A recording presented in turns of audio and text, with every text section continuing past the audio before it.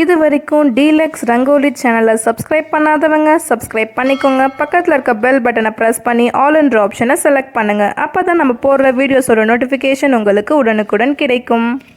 நம்ம போட்ட previous video டிஸ்கிரிப்ஷன்லேயும் மேலே ஐ பட்டன்லேயும் இருக்கும். அதை பார்க்காதவங்க ப்ரெஸ் பண்ணி பாருங்கள்.